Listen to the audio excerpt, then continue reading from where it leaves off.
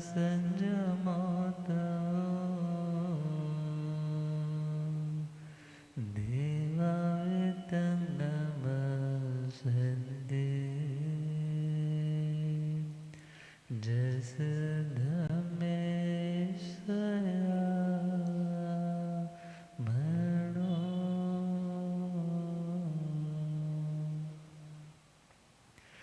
जे हाथ जोड़ गोरानो मेरे वंदना जे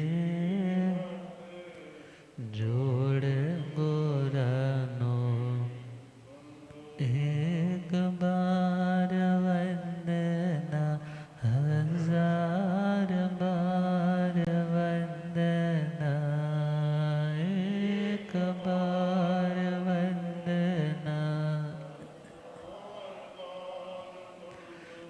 लाख बार वंदना करोड़ बार वंदना लाख बार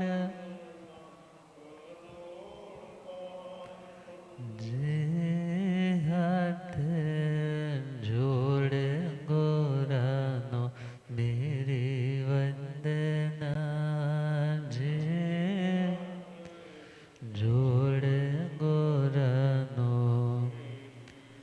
डगमग डोले नैया मेरी डगमग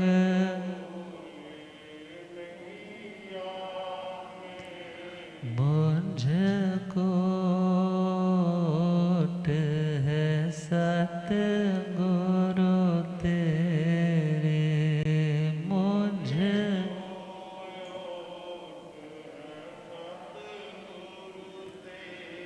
जे भवसागर पार लंघना जे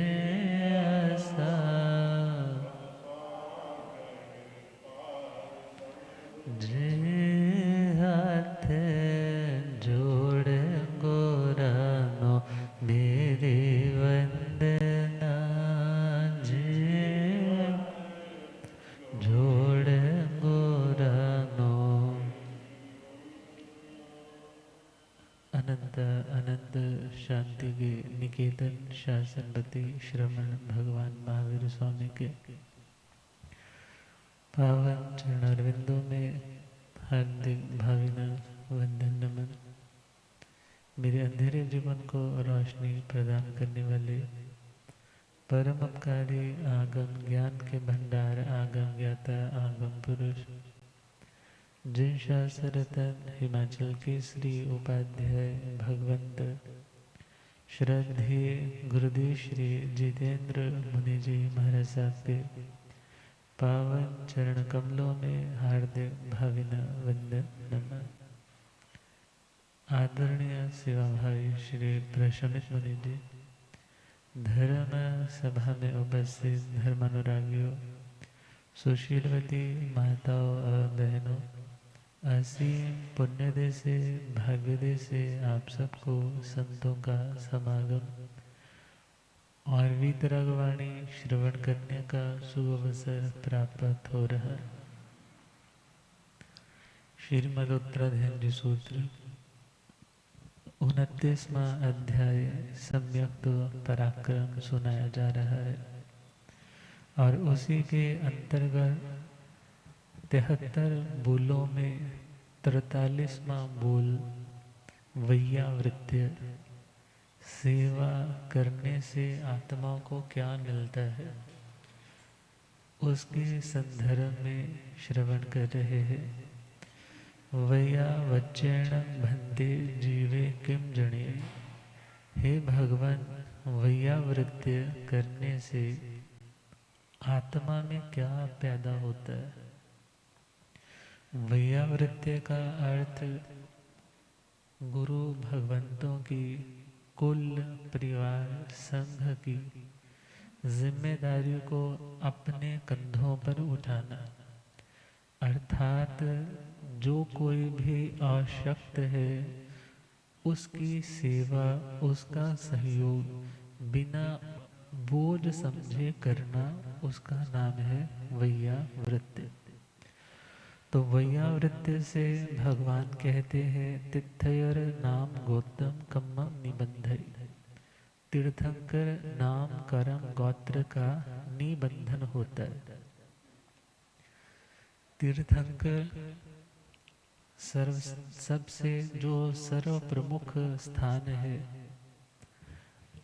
जो साधु साध्वी श्रावक श्राविका इस व्यवस्थात्मक रूप तीर्थ की भी स्थापना करते हैं, जो स्वयं तो तरते ही तरते हैं मगर उस नौका का सहारा लेकर के अन्य भी तर जाते हैं। ऐसे धर्म प्रवर्तक, ऐसे मोक्ष का मार्ग दिखाने वाले तीर्थंकर भगवंत, जिनके उस पावन स्थान को प्राप्त करना सहज नहीं, बल्कि उस व्यक्ति को कितनी पुण्यवाणी का अर्जन करना होगा जो उस लेवल तक पहुंचना चाहता है। और इन 73 बोलों में कहीं पर ये नहीं बोला कि तुम ये करोगे तो तीर्थंकर बन जाओगे। सबके सब ऐसा करोगे तो मोक्ष जल्दी मिल जाएगा, ऐसा करोगे तो कर्म कट जाएंगे। मतलब सामान्य रूप से केवली होना, सामान्य रूप से 8 कर्मों को क्षय करके सिद्ध होना, ये अलग बात है। मगर एक शोभास्पद स्थान जो सर्वोत्तम स्थान है, उस स्थान पर पहुंच करके सर्व कर्म क्षय करके फिर निर्वाण को प्राप्त करना, ये उससे भी देखा जाए कई गुना ज़्यादा उत्तम बात है। तो प्रभु ने कहा कि जो आत्मा वैयावृत्ति करेगा, सेवा करेगा, वो आत्मा मेरे लेवल तक पहुंच सकता है। और इससे एक सिद्धांत और भी क्लियर हो रहा है कि जो अन्य मतों में कहा जाता है कि तुम यदि भक्त हो तो भगवान नहीं बन सकते, बल्कि तुम चरणों के उपासक हो तो हमेशा चरणों में ही रहोगे। अर्थात भक्त और भगवान में जो एक अंतर है वो तो बना ही रहेगा, तुम कितनी भी उत्कृष्ट साधना क्यों ना कर लो। मगर प्रभु ने सीधा क्लियरली बोल दिया कि तुम यदि इस वैयावृत्ति के मार्ग में आओगे तो तुम मेरे लेवल तक भी पहुंच जाओगे। विचार करो, एक व्यक्ति जो बिलीनायर है, वो व्यक्ति शायद लोगों को अपना एक्सपीरियंस किसी बुक के माध्यम से, किसी स्पीच के माध्यम से दे कि मैं इस तरह से अरबपति खरबपति बना, तो हो सकता है लोग उसको कुछ फॉलो करें। मगर भगवान ने तो ऐसा उपाय बता दिया कि तुम्हें और अन्य चीज़ें यदि नहीं होती तो वरी नॉट, मगर यदि तुम्हारे से जस्ट सेवा भी हो जाती है ना, और सेवा में भी तुम्हें उत्कृष्ट रस, उत्कृष्ट आनंद की अनुभूति होने लग जाती। अर्थात व्यक्ति जब कभी कोई कार्य करता है तो हमारे ग्लैंड्स में से डोपामाइन नाम का वो स्राव होता है, जिसको हम बोलते हैं feel good happy hormone release होते हैं, व्यक्ति को अच्छा फील होता है। और यदि सेवा करते टाइम व्यक्ति कुछ ऐसे रस का अनुस्वाद करता है, फील करता है, और अंदर से बहुत प्रसन्नता, क्योंकि सेवा ऐसा कार्य है, कई बार स्टार्टिंग में सेवा करना तो अच्छा लगता है, मगर जब सेवा का वो टाइम ड्यूरेशन बढ़ने लग जाता है तो धीरे धीरे वो रस, वो इंटरेस्ट, वो समर्पण व्यक्ति को लॉस की दशा में, अर्थात उसे लगता है कि नहीं भाई अब वो खुशी नहीं हो रही, पहले भी सेवा करता था मगर अब वो आनंद नहीं आ रहा। मीन्स वो आनंद बना रहना या उससे और बढ़ते चले जाना, यदि वैसा है तब हम कह सकते हैं वह व्यक्ति तीर्थंकर गोत्र कर्म उपार्जित कर सकता है। और अदरवाइज यदि सेवा में आनंद नहीं आता, आज तो सेवा की है, कल को फिर वही आने लग पड़ा, ये सारा कुछ मेरे से ही हो रहा है, सारा कुछ क्या सारी दुनिया में मैं ही रह गया। अब देवकी महारानी भी तो क्या सोच में पड़ गई थी कि क्या हमारी द्वारिका नगरी के इतने भाग्य डूब गए हैं कि संत बार बार गोचरी लेने कहाँ आ रहे हैं, मेरे घर में आ रहे हैं।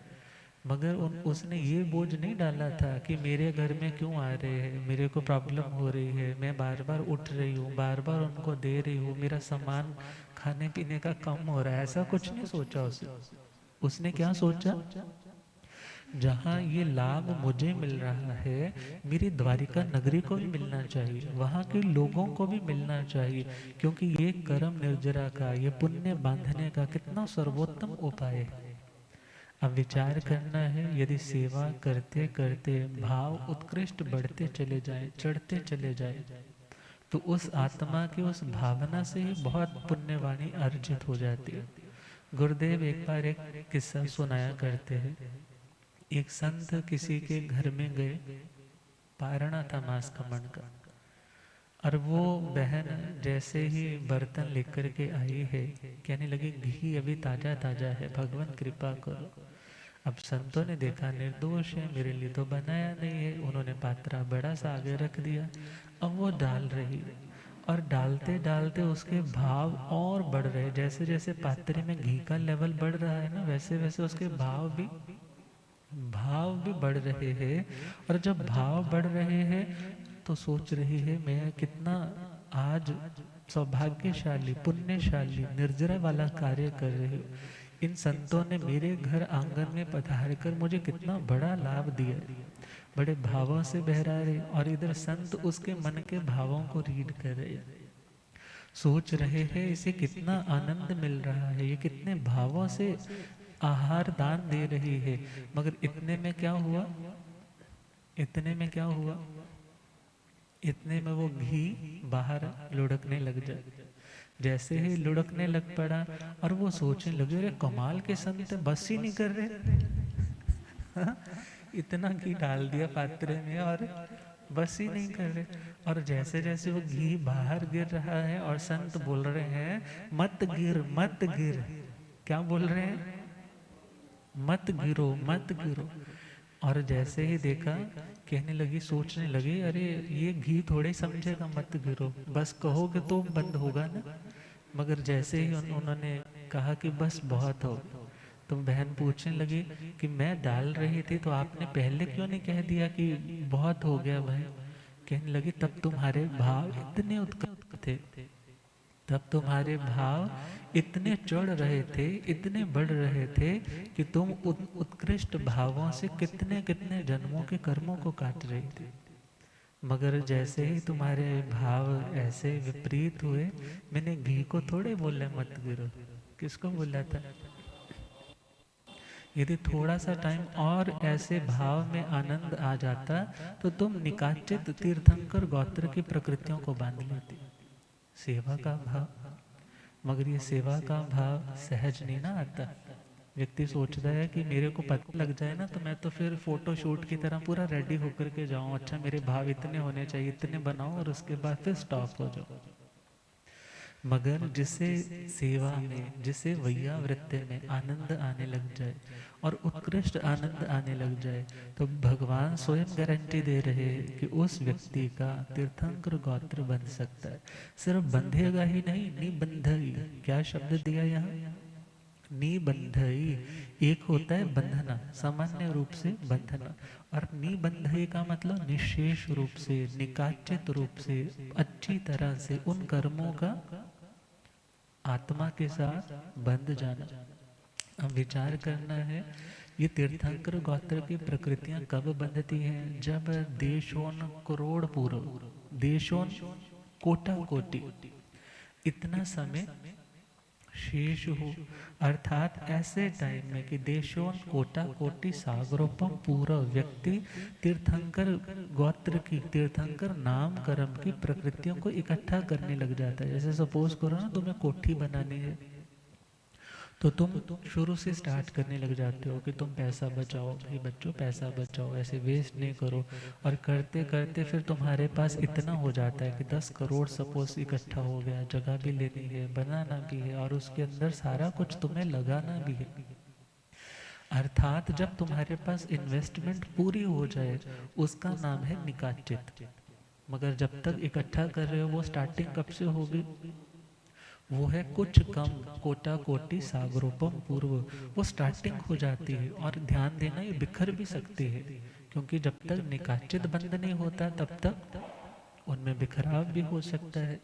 और तीर्थंकर बनने से पूर्व पिछला जो तीसरा भव है वहां से निकाचित बंध होता है।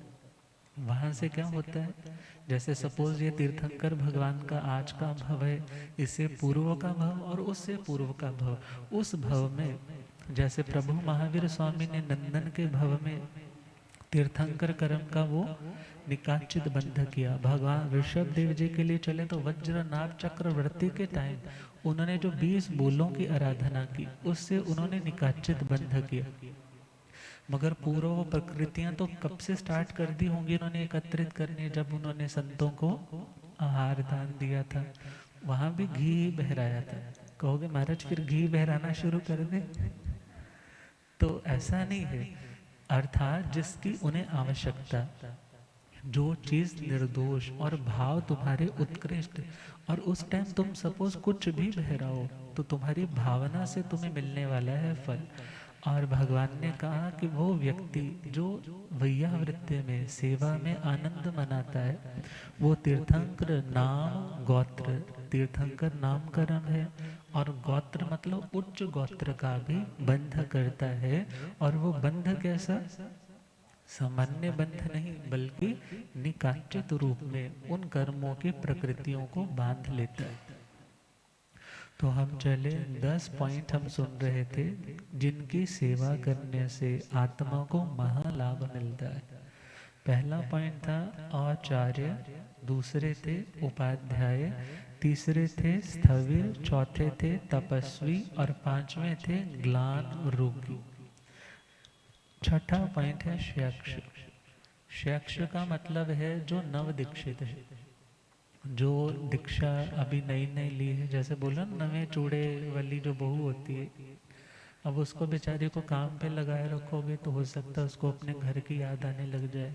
वो सोचे मैं अपने घर में थी तो मैं तो जी 10 बजे उठती थी, यहाँ पे तो 5 बजे बोलते उठो जी, तैयार हो जाओ, नहाओ धो समय करो, गोचरी तैयार करके रखो, तुम भी खाओगे, महाराज आए तो भला, नहीं आए तो हमने तो खाना ही। और यहाँ का तो बड़ा मुश्किल वाला कल्चर है, कहीं आना नहीं कहीं जाना नहीं। बहुत से प्रश्न उस बच्चे के मन में आ सकते हैं जो भी नया नया तुम्हारे घर में आया है। तो ऐसे टाइम में जो समझदार परिवार के बड़े होते वो क्या कहते, बेटे इसको ज़्यादा काम नहीं बोलो, तुम हो ना, मैं हूँ, मैं करूँगी, इसको अभी बैठने दो, इसको सबको समझने दो। जब समझ जाएगी ये अपने आप रसोई में आ जाएगी, जब ये समझ जाएगी तब अपने आप हमारे कंधे के साथ कंधा मिला करके हमारे काम में सहयोग देने लग जाएगी। इसी प्रकार एक साधु जो अपने घर परिवार को छोड़ करके आया है, वहाँ का कल्चर कुछ अलग था, यहाँ का कल्चर कुछ कुछ नहीं बहुत कुछ अलग है।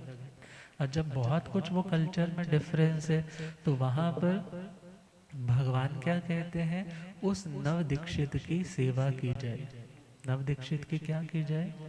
सेवा की जाए। अर्थात यदि वही गोचरी पानी इत्यादि के लिए जाएगा तो उसके मन में शायद उस थकावट के कारण वो अरति मोहनीय कर्म का उदय होने का निमित्त भी मिल सकता है कि उसको संयम बोझ सा लगने लग जाए, अपने घर के कंफर्ट्स याद आने लग जाए।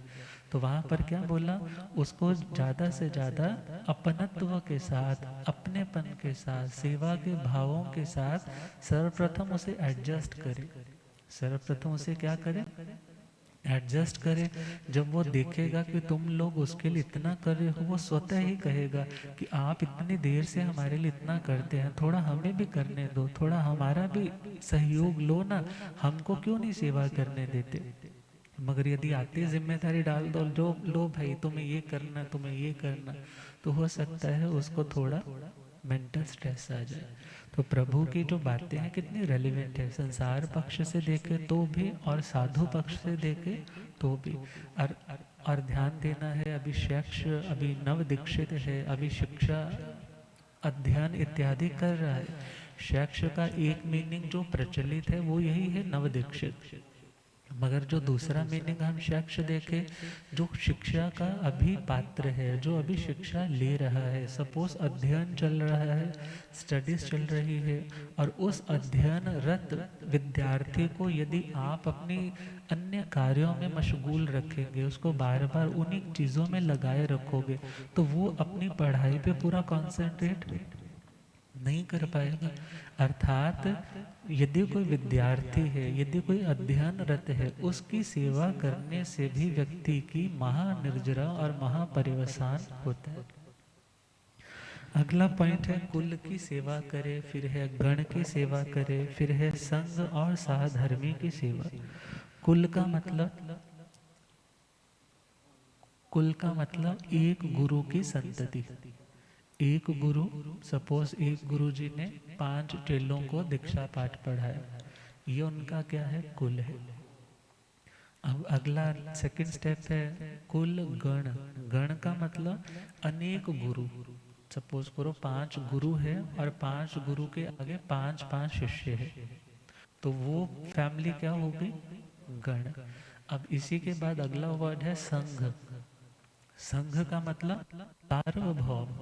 संघ का मतलब क्या है, सार्वभौम, अर्थात पूरी तरह से जो साधना के मार्ग पर बढ़ रहे हैं, वो चतुर्विध संघ। वो कैसा संघ, चतुर्विध संघ, उसकी सेवा करना।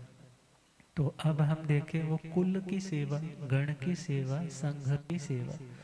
कुल की सेवा में यदि एक व्यक्ति जिस फैमिली में रह रहा है उस साथी के प्रति सपोर्टिव नहीं होगा, तो धीरे धीरे सेपरेशन ऑफ मेंटेलिटी बढ़ती चली जाएगी। वो धीरे धीरे उससे अपना छुपाव भी रखेगा, हर बार शेयर भी नहीं करेगा, मानसिक दूरियां बढ़ेंगी, और फिर धीरे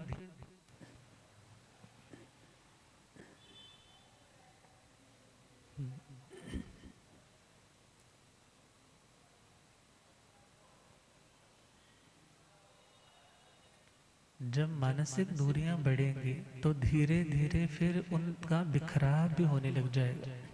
तो प्रभु ने क्या कहा, कुल की सेवा, अर्थात अपने साथ जो मुनिराज है उनकी सेवा का भाव यदि तुम्हारे अंदर है तो एक सुकून भी तुम्हें होगा। क्योंकि ध्यान दो ना, आप अपने फैमिली के दूसरे मेंबर को यदि पूछते नहीं हो तो कल को कोई प्रॉब्लम आती है, सबसे नज़दीक और सबसे पास और सबसे ज़्यादा टाइम पे तुम्हें कौन सपोर्ट करेगा, कौन करेगा, जो फैमिली का है।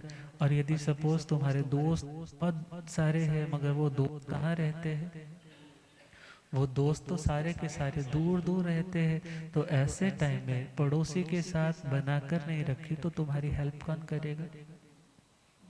मीन्स यदि तुम किसी के प्रति सेवा का भाव रख रहे हो, वो नहीं रख रहा है, वो उसकी क्वालिटी हो सकती है, मगर तुम अपनी ओर से कोई ग्रज नहीं लेकर के चलो, अपने ओर से उसके प्रति कोई बुरा भाव लेकर नहीं चलो।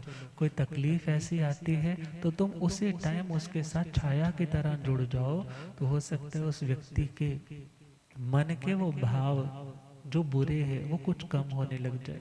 मगर यदि कोई ऐसी अज्ञान दशा ही उस व्यक्ति के हृदय में है तो फिर तुम अपना कर्म करो, मगर उस व्यक्ति के प्रति ना बुरा सोचो, ना उसको कुछ बुरा कहो, अपने कर्म का कोई फल समझ करके उसकी निर्जरा करो। तो कुल की सेवा। अगला पॉइंट है गण की सेवा। किसकी सेवा, गण की सेवा। अनेक गुरुओं का परिवार, आपकी लैंग्वेज में बोल ले तो सरीका, सरीका बोलते हैं ना, और कहते हैं ये बड़ा खतरनाक होता है। महाराज जी शरीका तो ना सारे पानी मारने वाले शरीके वाले होते हैं। अब विचार करना है सरीका। अब इसमें यदि संगठन है तो बहुत ताकत है, और यदि संगठन नहीं है तो अपने ही घर के, बोल देते हैं ना, घर का भेदी लंका ढाए, नुकसान भी हो जाता है। तो सबको साथ लेकर के चलना। प्रभु ने क्या बोला कि जो तुम्हारे बिरादरी के भी है, सपोज तुम हो, तुम्हारे दादा का भाई, आगे भाई, उनकी फैमिलीज, वो क्या है, गण। उसका नाम क्या है, गण। तो तुम्हें ज़रूरत पड़ने पर ये नहीं कि बस मेरी फैमिली का हो तभी मुझे सेवा करनी है, बल्कि सपोज मेरी फैमिली का नहीं भी है मगर बिरादरी का तो है ना, क्या सोच करके कि चलो मेरे सरीके का है तो मैं उसकी भी सेवा करूं, उसके लिए भी कुछ ना कुछ हेल्प करूं। मेरे पास बहुत है, मैं 2 बार फॉरेन के ट्रिप नहीं लगाऊंगा, 4 बार जाता हूं, 2 बार नहीं जाऊंगा, तो कम से कम 1.5-2 लाख तो बचत हो ही जाएगी ना, उसको ज़रूरत है तो मैं उसकी हेल्प कर दूं। मगर यदि ऐसा भाव आता है तो ध्यान देना वो व्यक्ति कितना पुण्य बांध लेता है। और यदि ऐसा भाव नहीं आता है तो मौका तो मिला मगर उस मौके को उसने अपने हाथों से गंवा दिया। और इसी प्रकार जैसे गुरु भगवंत है, आगे उनके शिष्य हैं, एक दूसरे के प्रति तो सेवा का भाव है, मगर फिर सपोज करो नेक्स्ट कोई और गुरु महाराज इकट्ठे रुक गए, उनमें से किसी की तबीयत खराब हो गई, वो बोले नहीं नहीं हम नहीं इनकी सेवा करें, तो प्रभु ने कहा ऐसा नहीं, बल्कि उनकी भी सेवा करो, उनकी भी क्या करो, सेवा करो। और ये सेवा महानिर्जरा महापर्यवसान दिलाने वाली है। और अगला पॉइंट है संघ की सेवा। किसकी सेवा? संघ की सेवा। संघ की सेवा अब साधु साध्वी, साधु साधु की सेवा कर सकते हैं, कोई ऐसा आपातकाल पड़े तो साधु साध्वी जी की भी सेवा कर सकती है। और साध्वी जी महाराज जो सामान्य रूल है उसके अकॉर्डिंगली साध्वी साध्वी की सेवा कर सकती है। मगर कोई ऐसी आपवादिक स्थिति हो तो ऐसी स्थिति में साध्वी जी महाराज साधु जी महाराज की भी सेवा कर सकती। मगर अब साधु साध्वी जी गृहस्थी की सेवा,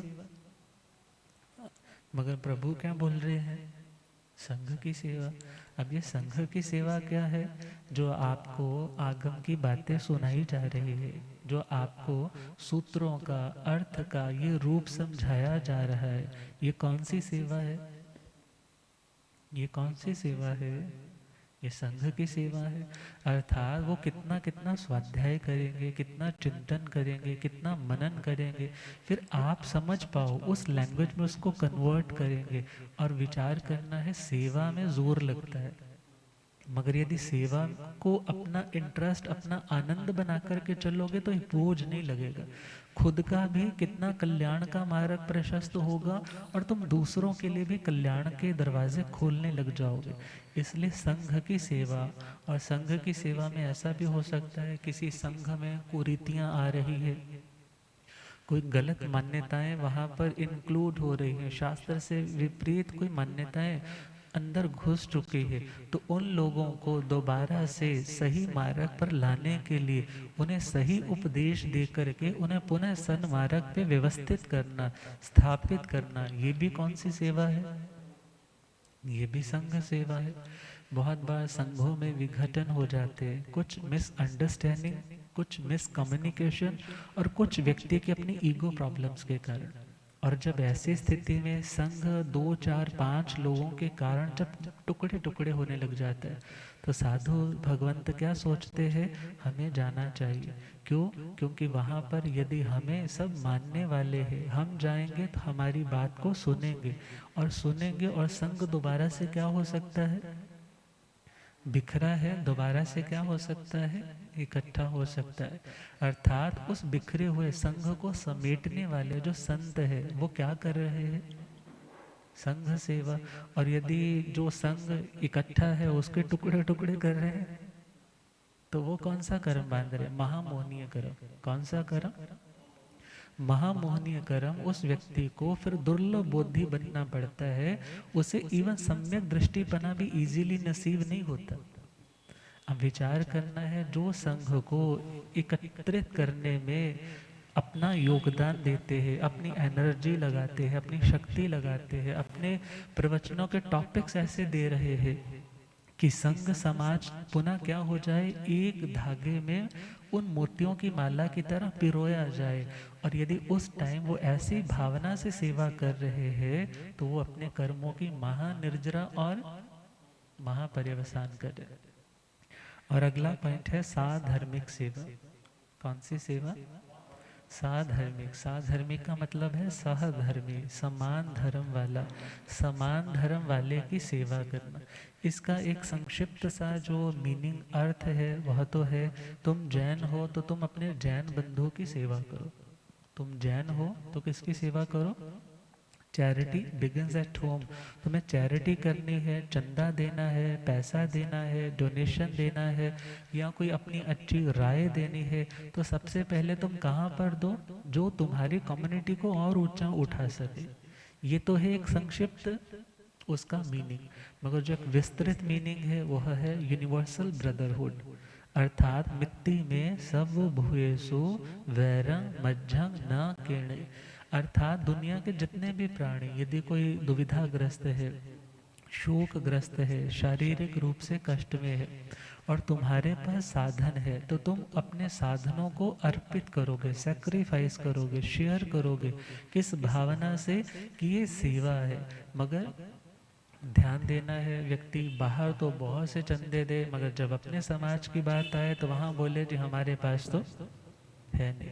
तो ध्यान देना, चैरिटी स्टार्ट करनी है तो पहली कहाँ से करे? चैरिटी स्टार्ट करनी है, तुम डोनेशन देना चाहते हो, दान देना चाहते हो, सहयोग देना चाहते हो, सेवा करना चाहते हो, तो सबसे पहली सेवा का ओरिजिन स्टार्टिंग कहाँ से करे? अपने घर से करे। पहले कहाँ से करे? हॉस्पिटल में तो खूब पैसे दे करके आते हो, हॉस्पिटल में तो खूब डोनेशन दे के आते हो। घर में बुजुर्ग पिता है, दादा है, बार बार बोलते मेरी दवाई का पत्ता खत्म हो गया, ला करके दे दो, मगर तुम्हें उसकी और कोई ध्यान जाता ही नहीं। हमारे पास तो टाइम नहीं है, हमारे पास तो वक्त नहीं है, मगर वहाँ पर जा कर के कॉलर भी ऊंचा होता है, वहाँ हमने डोनेशन दिया, वहाँ पर नाम भी लिखा जाएगा। मगर चैरिटी स्टार्ट करनी है तो पहला स्टेप कहाँ से उठाए? अपने घर से।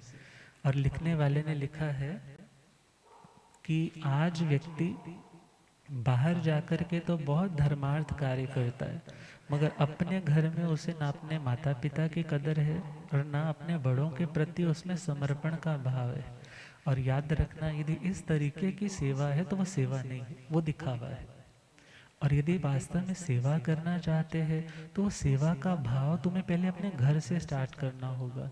जो असमर्थ है, रोगी है, ग्लान है, तपस्या करना चाहता है और उसे सहयोग की ज़रूरत भी है, और यदि तुम उसे सहयोग दे रहे हो और फिर उसके बाद सपोज तुम बाहर थोड़ा सा भी सहयोग दोगे, तो तुम्हारे मन को क्या होगा? चलो मैंने कुछ अच्छा किया, घर तो करता ही हूँ, चलो बाहर भी कर दिया।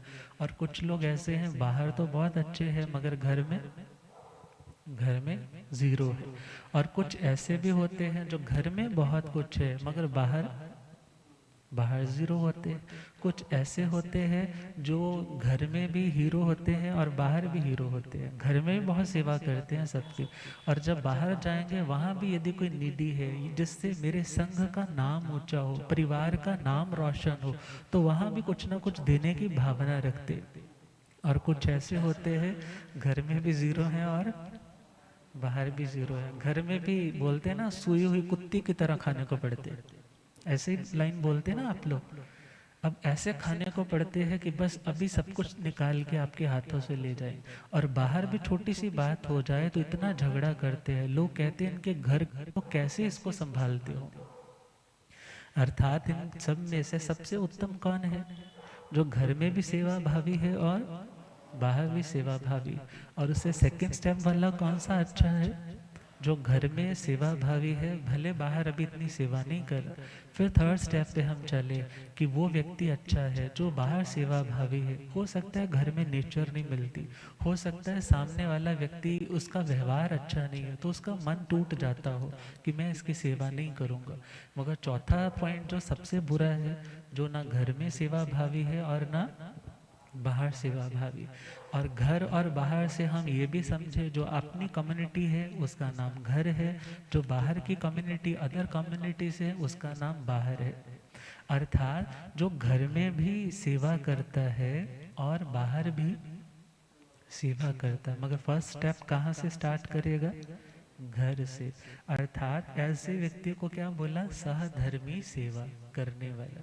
और सहधर्मी सेवा करने वाला व्यक्ति भी क्या करता है? क्या करता है? महानिर्जरा महापर्यवसान। ये नहीं है तुम्हें पता है कि तुम्हारी कम्युनिटी में ये व्यक्ति वीक है, इस व्यक्ति के पास इकोनॉमिकली पैसा नहीं है, बेटियां हैं घर में, ब्याहने के लिए पैसा नहीं, कोई रिश्ता देकर के राजी नहीं है, मगर तुम्हारी अप्रोच बहुत अच्छी है, तुम्हारा व्यवहार बहुत अच्छा है, और तुम अपने व्यवहार से गारंटी लेते हो कि इनके बच्चे बहुत अच्छे हैं, तुम इनके साथ शादी करो, हमें कोई प्रॉब्लम नहीं, हम गारंटी लेते। और यदि उसे कोई चीज़ चाहिए तो तुम बोलते हो ये नहीं भी देगा तो मैं बैठा हूँ, मैं तुम्हें दूंगा।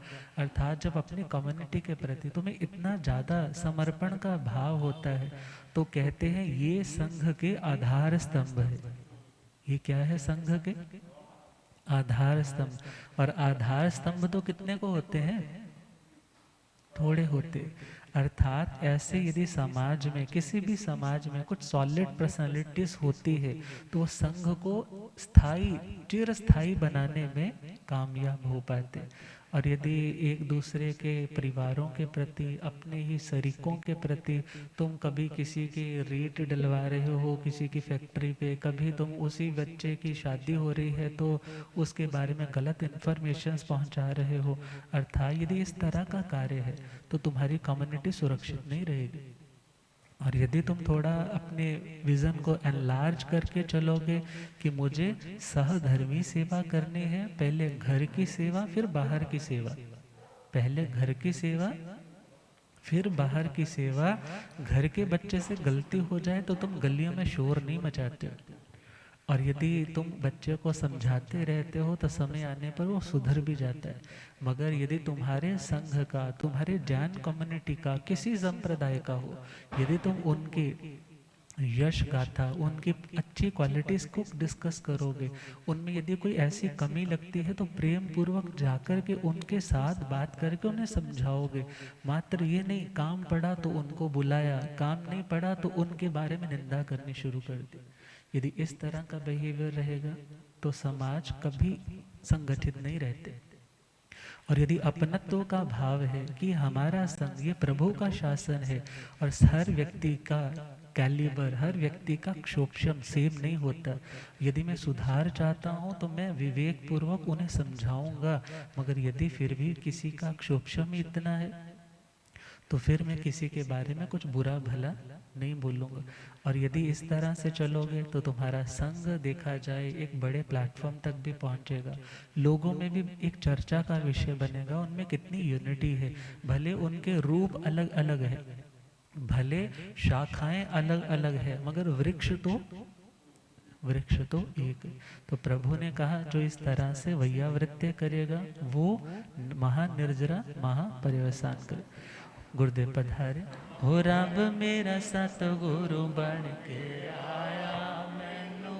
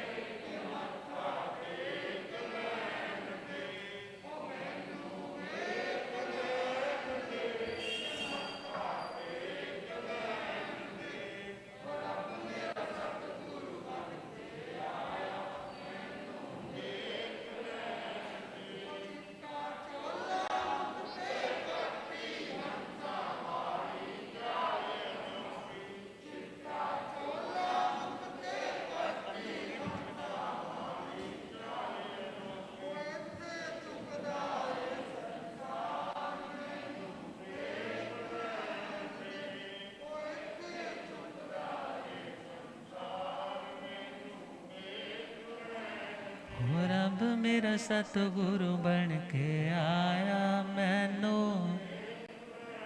ओ मैनू वेख लैण दे के मत्था टेक लैण दे, ओ मैनू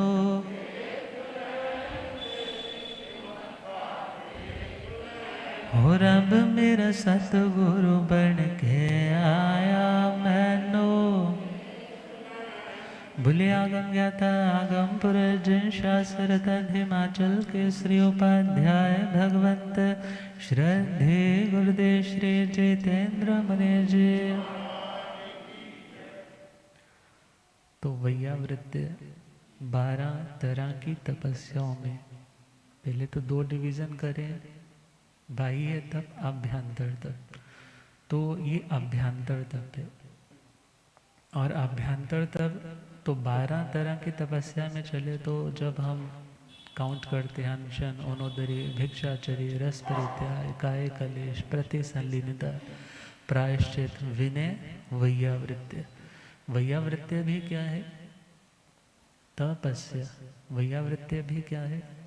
सिर्फ भूखे रहने वाली अठाइयाँ ही तपस्या नहीं है, बल्कि आप यदि सेवा कर रहे हो तो सेवा में भी जोर लगता है। सेवा में भी व्यक्ति को अपने शौक, अपनी फैसिलिटीज़, अपने कंफर्ट्स छोड़ने पड़ते, अपनी ईगो को उसको इरेज करना पड़ता है, उसको बड़ा विनम्र बनना पड़ता है। और जिसमें ये क्वालिटीज़ है तो वो व्यक्ति तपस्या कर रहा है। और प्रभु कहते हैं जिसे वैयावृत्ति में आनंद आएगा वो तीर्थंकर पदवी का भी अधिकारी बन सकता है। तो क्या लिखा? जो सेवा का पिए अमृत, अमर वो हो ही जाएंगे। जो सेवा का पिए अमृत, अमर वो हो ही।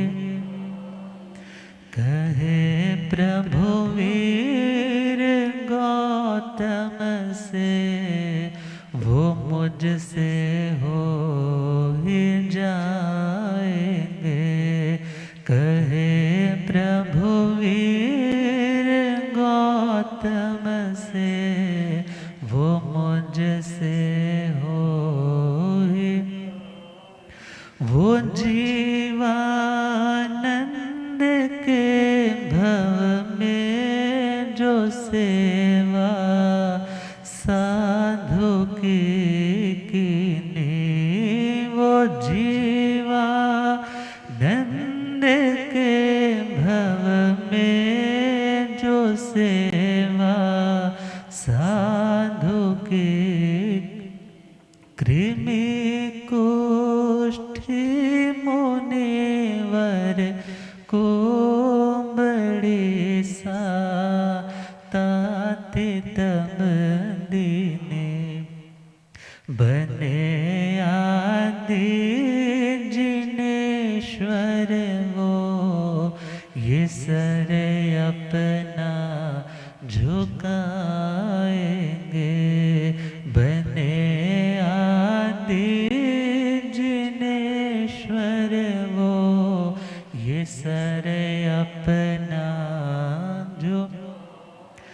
जो सेवा का पिए अमृत, अमर वो हो ही जाएंगे।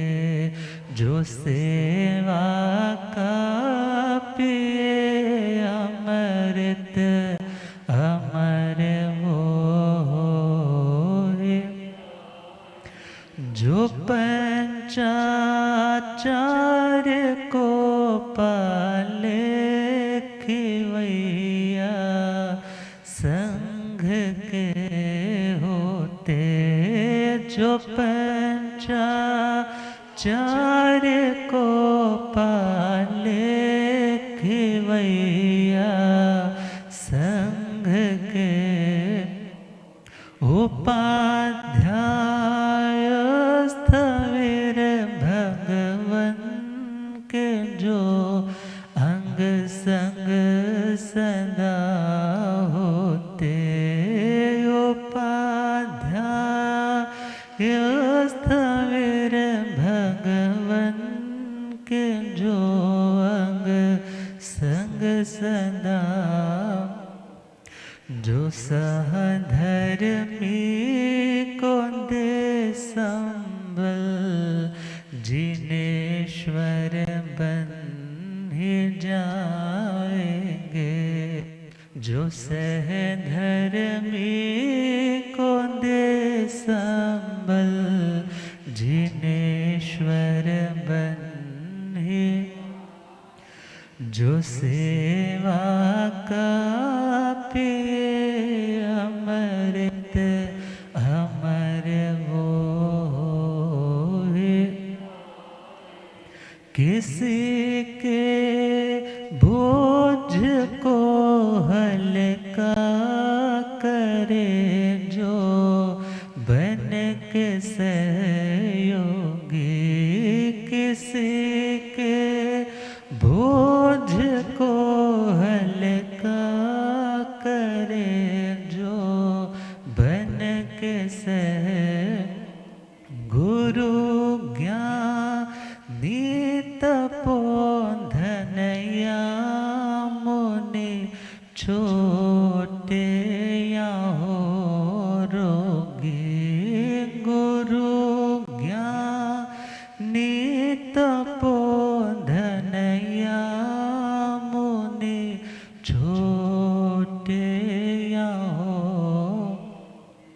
जो रोशन कर दे औरों को वही प्रभास पाएंगे, जो रोशन कर दे औरों को वही प्रभास,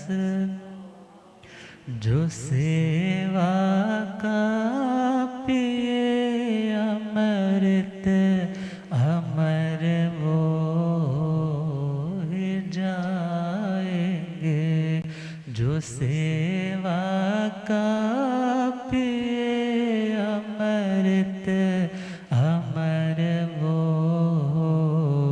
ही, कहे प्रभु वीर गौतम से वो मुझसे हो ही जाएंगे, कहे प्रभु वीर गौतम से वो मुझसे हो ही जाए।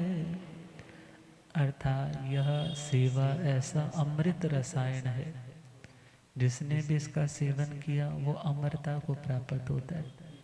जिसने इस सेवा को जिंदगी में अपनाया, हो सकता है उसके द्वारा और तपस्या ना भी हो, मगर सेवा में वो यदि तन्मयता के साथ सेवा में लगा हुआ है तो वो इतनी निर्जरा कर सकता है, इतनी पुण्यवाणी बांध सकता है कि इवन तीर्थंकर गोत्र तक भी, तीर्थंकर नाम कर्म और उच्च गोत्र का भी बंधन कर सकता है। तो आज हमारे 20 पॉइंट्स तो रह गए।